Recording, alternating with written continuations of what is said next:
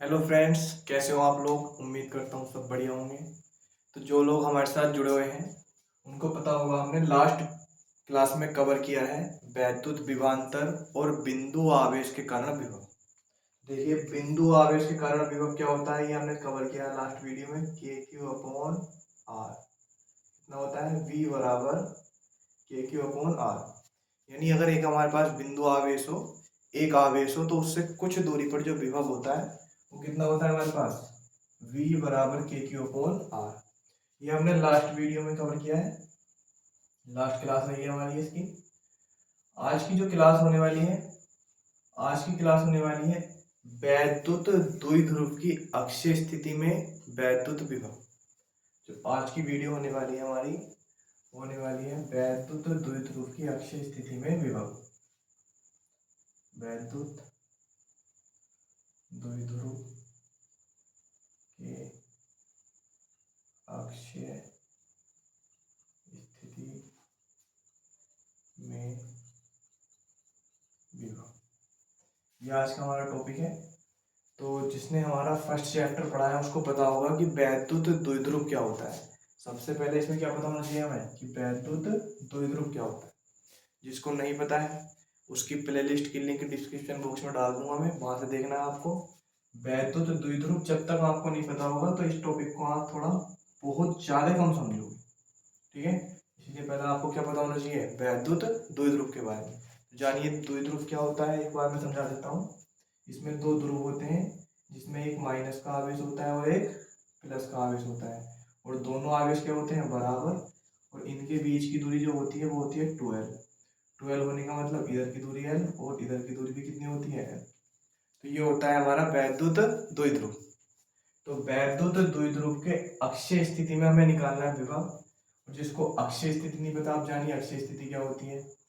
ये भी हम वीडियो में पढ़ा चुके हैं लास्ट फर्स्ट चैप्टर की, देख लीजिएगा आप। और देखिए अक्षीय स्थिति क्या होती है, अक्षीय स्थिति होती है ये वाली रेखा, ठीक है। इसको आगे बढ़ा दो आप, जो ये रेखा बनी हुई है, अगर इसको क्या करो आप आगे बढ़ा दोगे तो क्या है, ये वाली स्थिति अक्षीय स्थिति है, ठीक है।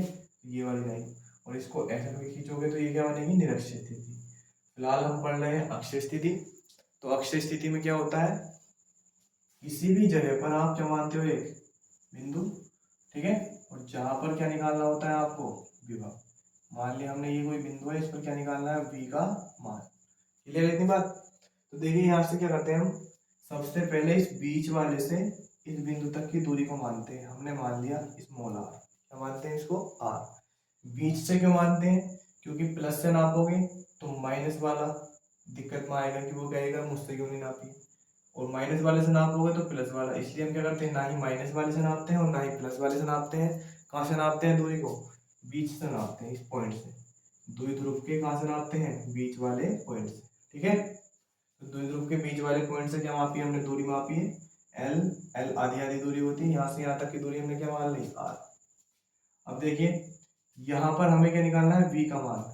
हमने लास्ट कल की क्लास में कवर किया है कि v अगर एक आवेश हो, कितना आवेश हो, एक आवेश, तो उससे कुछ दूरी पर जो v होता है वो होता है के क्यू अपॉन दूरी, r कह सकते हो आप, के क्यू अपॉन आर। तो इस वाले फॉर्मूले से मतलब अगर माइनस आवेश से यहाँ तक की विभव को निकालना चाहेंगे तो बताइए कितना आएगा v का मान। v माइनस लगा देते हैं, v माइनस का मान आएगा के क्यू अपॉन, बताओ दूरी कितनी बनेगी, ये वाली l और यहाँ से आगे तक की कितनी है, r। दूरी बनेगी l प्लस r। और बताइए विभव क्या होती है, अदिश राशि। विभव क्या होती है, अदिश राशि। तो विभव अदिश राशि होने के कारण जो आंसर आएगा वो माइनस का आएगा, क्योंकि सदिश और सदिश राशि में जो माइनस और प्लस काम करते हैं वो दिशा दिखाने के लिए करते हैं। लेकिन यहाँ पर विभव अदिश राशि है तो माइनस और प्लस को यूज किया जाएगा डायरेक्ट क्वेश्चन में, ठीक है। क्योंकि यहाँ पर इनका दिशा दिखाने का काम नहीं है। अगर दिशा दिखाने का काम खत्म होता है तो हम इसको नहीं लेते, लेकिन फिलहाल यहाँ पर दिशा नहीं दिखाता क्योंकि विभव कैसी राशि है, अदिश राशि है। कैसी है, अदिश, ठीक है। तो आगे देखिए v का मान माइनस आवेश से जो आया वो कितना आया है, minus K Q upon R plus L. ये क्यों बनी है बताइए, क्योंकि यहाँ से यहाँ तक एल और यहाँ से आगे तक कितनी है, आर। तो टोटल जो डिस्टेंस बनेगी वो कितनी बनेगी, एल प्लस आर।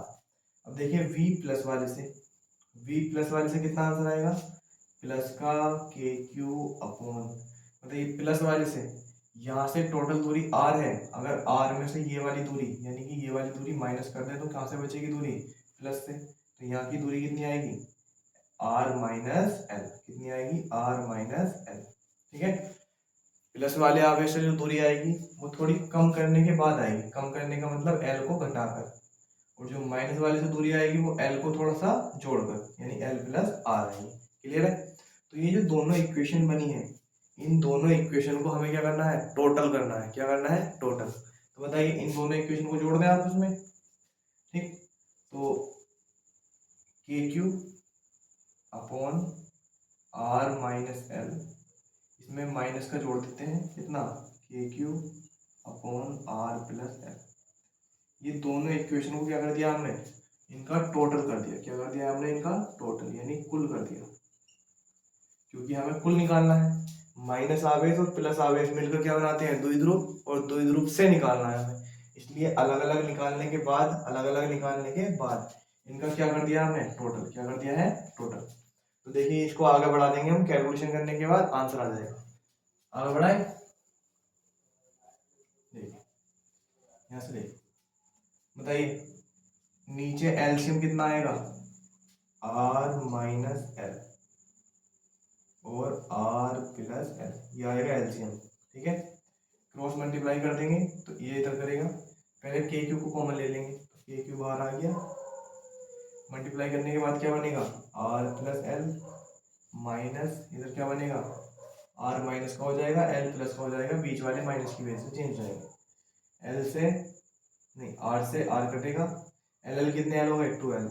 तो v बराबर जो बनेगा हमारा वो बनेगा के क्यू 2l अपॉन, एक जगह घट रहा है एक जगह जुड़ रहा है, फॉर्मूला पता है ना आपको, अगर एक जगह जुड़ता है मैथ में और एक जगह घटता है, एक जगह जुड़ता है और एक जगह घटता है और दोनों कहाँ होते हैं, गुणा में, तो इसका जो आंसर आता है वो पहले वाले का स्क्वायर माइनस दूसरे वाले का स्क्वायर। क्लियर है।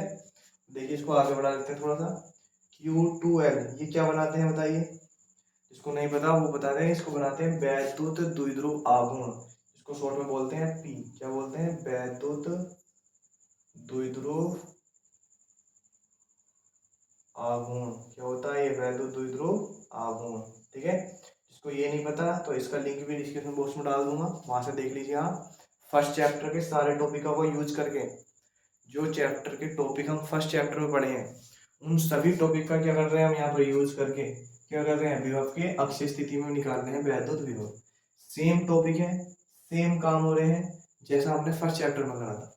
ठीक है, दूरी को मानने के बाद अब यहाँ से बताइए इसका मान कितना लगा देंगे, पी, और यहाँ से क्या मानते हैं, एल को नगण्य, एल को क्या मानते हैं, जीरो, जीरो मतलब नगण्य, यानी बहुत छोटा मानते हैं। क्या करते हैं, बहुत छोटा मानते हैं, छोटा का मतलब जीरो मान लेते हैं। तो कितना बनेगा बताइए, इसका मान तो पी हो गया, तो v बराबर बनेगा के पी, कितना बचा, आर स्क्वायर, कितना बचा, आर स्क्वायर। यानी कि अगर तुम इन दोनों को कुल करोगे तो कुल कितना बनेगा, के पी अपॉन आर स्क्वायर, ये आएगा तुम्हारा v का मान, मात्रा क्या आएगा, वोल्ट। ठीक है, तो वैद्युत द्विध्रुव की अक्षय स्थिति में जो v का मान आएगा वो आएगा के पी अपॉन आर की घात 2 यानी आर स्क्वायर। क्लियर इतनी बात, एक बार और लास्ट बार समझिए। देखिए माइनस आवेश एक मान लिया, प्लस आवेश, तो ये क्या है हमारा, द्विध्रुव। क्या है हमारे पास, द्विध्रुव। ठीक है, द्विध्रुव, द्विध्रुव से बीच से यहाँ तक की दूरी r मानते हैं, ये दो दूरी होती है दोनों बराबर होती हैं इसलिए एल एल मान लेते हैं। अगर हम माइनस आवेश से क्या निकालते हैं, विभव, तो माइनस आवेश से विभव आता है ये v बराबर माइनस के के क्यू अपॉन, माइनस आवेश से दूरी आती है प्लस करके एल प्लस आर, क्योंकि ये जोड़ोगे और ये जोड़ोगे तब जाके टोटल आएगी।